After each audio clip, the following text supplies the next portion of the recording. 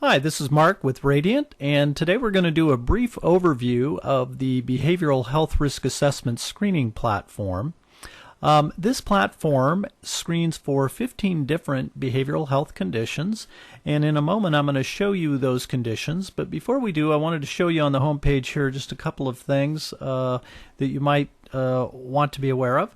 The platform uses the SBIRT model, and by SBIRT I mean screening, brief intervention, and referral to treatment. There is a little bit of information here on the home page for those of you who may not be familiar with SBIRT.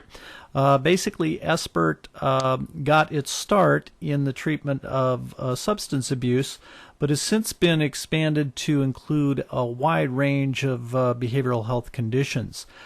So for those of you who might be interested in it, there is this bit of information here on SBIRT.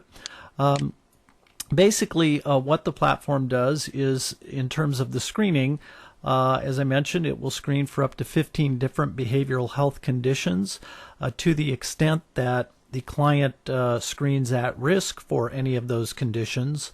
The platform will prompt them through what is called a brief intervention, and all of the screening data, including the brief intervention responses, will be transmitted directly to you for follow-on intervention and, if need be, referral to treatment.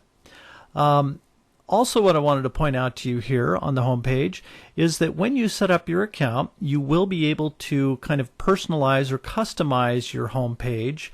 You'll have your name on here, email address, contact information, and so forth. And in addition, up in the URL here, you will be able to add your own vanity URL to the domain name. The domain name is BHRA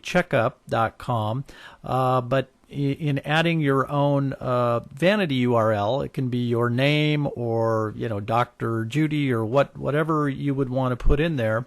It in effect creates a subdomain on the platform, and that is what enables you to go ahead and load up your photo and sort of personalize it with your own information. Also, your clients will be able, either by clicking on your name up here at the top or on the View Profile link here on the home page, they can actually see your full profile. And in your profile, of course, is all of your contact information, and you can put in information about your practice description, areas of specialization, and so forth. So this is just some very valuable information for your clients to have right at their fingertips. Now, I do want to show you the different behavioral health conditions that the platform is capable of screening for. I'm going to click on this individual modules link, and that will bring us to the modules page.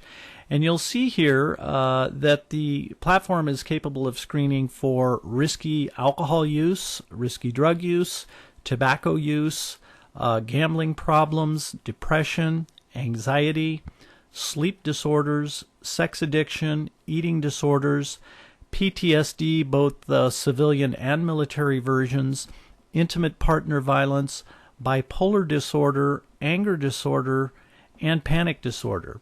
And then in addition, there's also a work impact module here, which enables you to know the extent to which any one of these behavioral health conditions may be contributing to either absenteeism or presenteeism on behalf of your client in their workplace setting. Now, just to give you an idea of how each of these modules is set up, I'm going to go ahead and click on the depression module. And the first thing that comes up is an informed consent page, which simply tells your clients that, to the extent they do this screening, that the screening data will be transmitted through to you, and that you in turn will follow up with them, particularly if they're screening at risk for any of these conditions. Once they click through to the screener, you'll see in the case of the depression screen that we are using the PHQ-9. The PHQ-9, I'm sure most of you are familiar with, is a highly validated depression screening tool, widely used. And your client will complete this screening tool, submit it, and that screening data will be transmitted directly to you. And to the extent that the client screens at risk for depression, then he will also be taken through a web-based brief intervention, and those brief intervention responses will likewise be transmitted to you for follow-on discussion.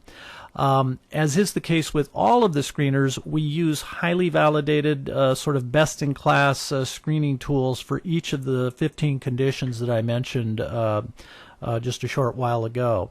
So in any case, I just wanted you to be aware of what some of the capabilities of the platform are, and how it is that you can go about personalizing it for your own use and for that of your clients. In any case, this pretty much wraps up the overview of the BHRA, and in subsequent tutorials we're going to be going into more detail about all of the capabilities of the platform, as well as how screenings work, data gets transmitted to you, and so forth. In any case, I want to thank you for taking the time out to view this tutorial, and we look forward to giving you future tutorials. Thanks so much.